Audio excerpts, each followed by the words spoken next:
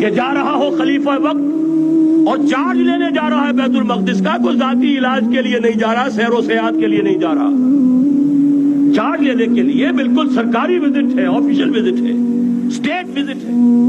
और हाल क्या है, 700 मील का फासला तय करना और एक ऊँटनी, कोई एंटूरेज नहीं, कोई कदम व हशम नहीं, कोई जंबो जेट भरे हुए नहीं, कुछ नहीं, एक ऊँटनी एक खादिम।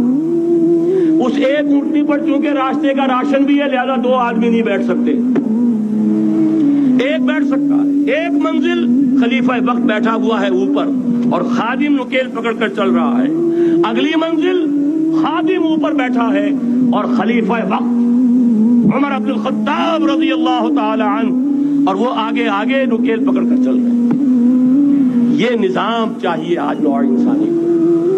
इसके इंतजार में, इसकी तलाश में